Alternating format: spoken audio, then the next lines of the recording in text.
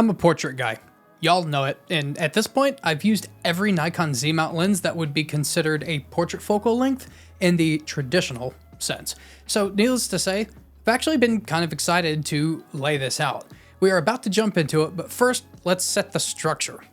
Again, we are talking portrait lenses with focal lengths in the traditional sense, and even though I love me some wide angle and super telephoto portraits, we aren't doing that today. We will be excluding everything under 50mm because I just don't see 35mm that much for full body and half body portraits these days. Secondly, I'm going to try and be more evergreen by rounding up prices loosely instead of doing exact pricing as it is today. Finally, I'm going to rank these lenses by optical quality in a video soon, so think of this video as a part 1, I guess. Let's go. 1. The NIKKOR Z DX 16-50mm f3.5 to 6.3 VR. This is a crop sensor lens, and introducing the crop factor, that gives us 75mm at the top end, which is pretty nice, but it's also at 6.3 at that point because it's a variable aperture, which is kind of a bummer. But for your first lens, it's pretty darn sharp with great color. And it's got built-in vibration reduction, VR, so slower shutter speeds can be used at that f6.3 instead of relying on ISO to get proper exposure, which means cleaner images. You can get these as a kit lens with crop sensor Nikon mirrorless cameras, which is what you should do to get this lens. Otherwise, the new price is under $350. 2. Another Nikon DX lens, the NIKKOR Z DX 18-140mm f3.5 to 6.3 VR. When factoring the crop factor, we have 27 to 210mm, which on both ends of the extremes exclude it from this video, but within that range is all the juicy portrait focal length. It's an annoying variable aperture, yes, but at 210mm at f6.3, that's totally fine. The background will be fine. But besides that point, I actually tested this lens in 2024, and I said that I wish DX lenses like this existed whenever I started photography. It's actually a pretty great lens. It tracks really well with all the modern focusing options that we have in tracking. It's fast focusing, it's sharp, it has good color and contrast. It's actually a really versatile lens, and it has excellent performance, and you can get all of that for under $700. 3. The NIKKOR Z 24-120 f4S. Sure, f4 doesn't have the greatest bokeh for portraits around the 50mm mark, but it's totally fine at the long end of what this lens will do, 120mm. f4 is an acceptable constant aperture because of the variety of portraits you can conveniently do. Almost the entire range that I'm considering for this video. Full body, chest up, headshot, you name it. This lens in particular has one of the best reputations in the entire Nikon Z Mount lineup. My comments are full of people that absolutely love this lens and basically nobody that doesn't love this lens. This lens goes for around $1,100 new, but it is a kit option on some cameras. Keep in mind there are whisperings that at 120mm it may go a little soft on its sharpness, but that's not necessarily a terrible thing with face shots. Trust me. And that is a segue for today's sponsor, ARNEO. Are you tired of Nikon's god-tier lenses making your portraits unbelievably sharp, detailed, and beautiful, but then having to endure long retouching sessions? Acne and abrasions and red spots got you feeling blue and abrasive? Sounds like you need ARNEO. ARNEO turned retouching and frequency separation into sliders. And once you edit the first picture, you can copy and paste it onto the rest. Recover days of your valuable time by getting ARNEO today. Link is in the description. The NIKKOR Z 24-70 f4. Here we get the versatility you expect out of a mid-range zoom with only a slightly weak aperture. f4 is fine-ish for portraits, but what you do get is incredible control of optical anomalies, excellent sharpness, and juicy contrast and color. Oh, and by the way, it has excellent performance attributes as well. These are around $1,000, but I would recommend getting them only at the discount you get when you get it as a kit lens. This lens, however, keep in mind, is way too good to be called a kit lens. Even though it's included in a kit with some cameras, it simply just is nicer than what you'd expect with that title. 5. Oh boy, the NIKKOR Z 24-70 f2.8S, the gold standard of working photographers. Imagine the lens I just mentioned previously, but this one goes to 11. It really is all of the greatest things about the last lens, just better in pretty much every way. This was the first zoom lens I ever used that I genuinely thought gave prime lenses a run for their money. Primes always have better optics and generally better performance, and it always has been that way. But with the NIKKOR Z 24-70 f2.8s, you're really pixel peeping to see it. That level of lens is going to cost you though about $2,000 when they're on sale. Otherwise, we are getting real close to $2,500 brand new. The only way you're really beating this lens though is with a Nikon Z prime lens. 6. The kit lens for the Nikon Z5, which I love. The NIKKOR Z 24-50 f4 to 6.3, which I don't love. Don't get me wrong, it's not bad optically, but it barely makes this video. For my purposes today, imagine having a prime lens that is a 50mm f6.3. There's no way you'd buy that. Outside of my purposes for this video, it's a 24-50, which is kind of awkward. Optically, it's plenty sharp and colorful, blah, blah, blah, all that good stuff. It's fine for your first lens only if you get it with a Z5 and you don't have any other lenses. Besides being able to do 50mm, I wouldn't really call this a portrait lens at all. It's about $400 if you buy it by itself, which you should not do. For close to $1,000, the NIKKOR Z 24-200mm f4 to 6.3 VR sucks. Number 8, the NIKKOR Z 28-75 f2.8 is a fantastic option if the price of the 24-70 f2.8s is out of the question, totally out of budget. No shame in choosing this over the 24-70 f2.8. This lens is not as good, but it's a very solid performer in every regard with the exact same versatility. And it's basically half the price of the 24-70 f2.8s at around $1,200 when it's not on sale. When it is, it's right at $900, and that is a steal for this lens. Number 9, the NIKKOR Z 28-400 f4 to f8. It's around $1,300, and it's only in here because it will technically cover 50 to 135. I'm just gonna say it, it's overkill for portraits. It's perfectly fine, it's totally fun for a lot of things. It does a lot of things better than portraits, and a lot of things do portraits better than the NIKKOR Z 28-400. But don't write it off, it can be used for portraits, and if you like all kinds of genres and portraits is just a tiny portion of what you like, maybe go for it. Number 10, the NIKKOR Z MC 50mm f2.8. It's in this list for two reasons. It meets the minimum focal length of 50mm, and you can technically do some cool portraits with it, like close-ups of the eyes and stuff, because it's also a macro lens. But you can get pretty close focusing with other 50mm lenses too. This is Nikon's worst 50mm for portraits, in my opinion. The next options, I think you'll appreciate their apertures more specifically for portraits. But if you like versatility, the NIKKOR Z MC 50mm f2.8 would be something that you would probably enjoy. It's very sharp, has very good color, and has good contrast, but it's kind of slow on the focusing side. But anyway, you can get these for under $700. Real quick, I want to do a little good, better, best kind of scenario for the rest of the 50mm. Number 11, the NIKKOR Z 50mm f1.4. A perfectly fine lens, I'm sure, with a bit of nostalgia factor that will remind you of the f-mount days when shooting at wide open f1.4 was kind of an artistic choice. It wasn't particularly great, but it kind of had like a look to it.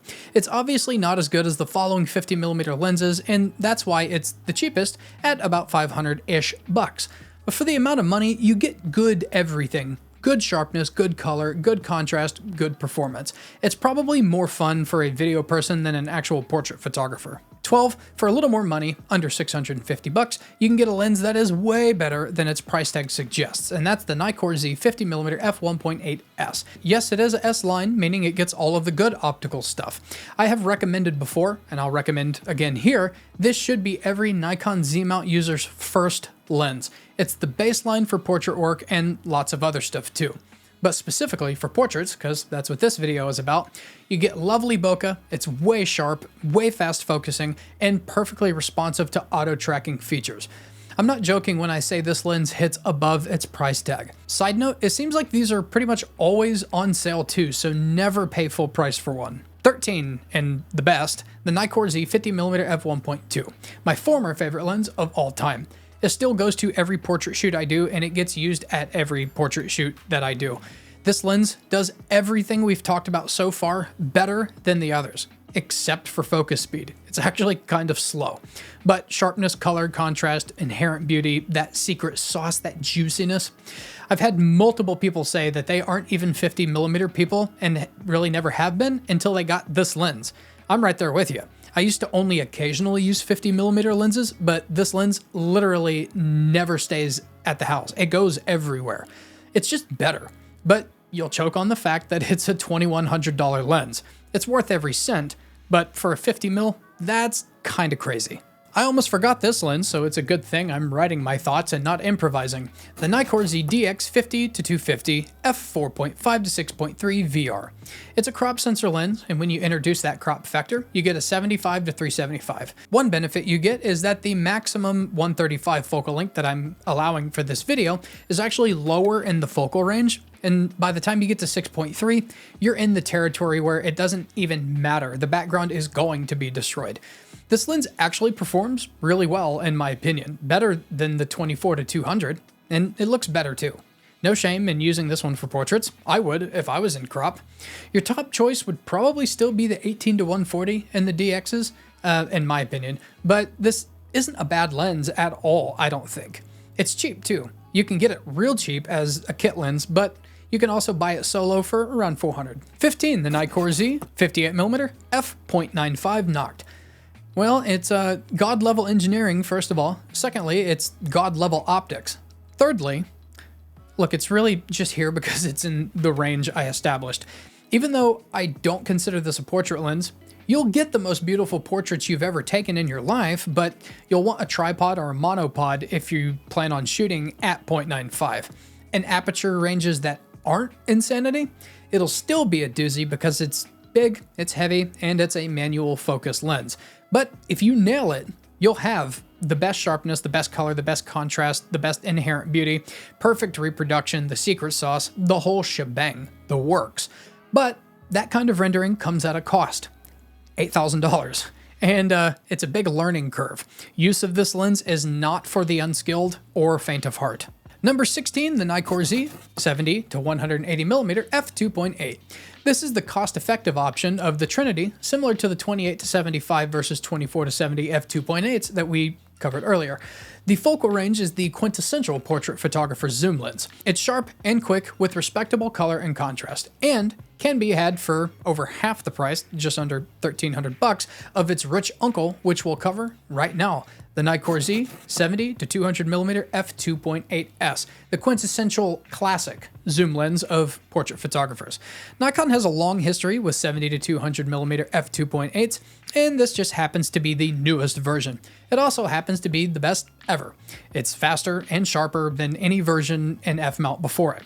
While the sharpness is crazy, personally, I have always said that this lens is the best tool for the job, and that's it, as I find it just okay in color and contrast, both fixable in post, mind you, but that leaves me having always believed that this lens is just a little too expensive, all things considered. It's at the $2,700 mark, but when it goes on sale, it's generally $300 to $400 off, which puts this lens at the price that it should be all the time, in my opinion. So if you're gonna get it, definitely get it on sale. This video is getting long, so I just want to say real quick, if you're considering getting any of these lenses, consider doing so in the link below. B&H doesn't believe in me. Adorama does. Using them earns me a 2% commission and allows me to keep doing this. 18, and my current favorite lens of all time, the NIKKOR Z 85mm f1.2s. The most incredible portrait lens at everything. Sharpness, contrast, color, inherent beauty, artistic qualities, tonal transition, skin tones. It has the secret sauce. It is simply just the best portrait lens, period, in my opinion. As if that wasn't enough, 85mm lenses are usually always slow focusing because 85mm are obnoxiously kind of just good for portraits, and portraits don't require fast focus. But that didn't stop Nikon. This lens focuses incredibly fast. It really is worth every bit of its price, but are you sitting down? It's just south of $3,000. Try to get it on sale for like $2,600 or so. Number 19, its little cousin, the NIKKOR Z 85mm f1.8s, has the focus speed that you'd expect out of an 85mm lens, and you shouldn't really be mad about that either. Optically, I find this lens to shine in studio work, but outdoors, it's just kind of okay. Don't get me wrong, it's really dang sharp, but that's about it. Its color is just good, its contrast is good, there's no secret sauce, but it's definitely a portrait photographer's workhorse lens. Since it doesn't blow my mind, its regular price of $800 I feel is a little bit much, but if you can find one for around $200 less, that's a fair price, I think. Number 20, the NIKKOR Z 100-400 f 4.5 to 5.6 VRS. Another one that's in this video because you get 100-135 as per the rules of this video. It fits. I would never buy this for portraits. It's sharp and it has some of the best contrast in the Z lens lineup, but I don't think anyone would consider this great for portraits. It's a fine lens, it just does other stuff better, and other stuff does portraits a lot better than this. Another one I find also to be kind of too expensive, like the 70-200 f2.8s. It's $2,700 when it should be $2,400 or $2,500, which you can get it for whenever it goes on sale. But again, for portraits, there's better options. Number 21, the NIKKOR Z MC105 f2.8 VRS. Now this is a lens that the 50mm macro wished it could be.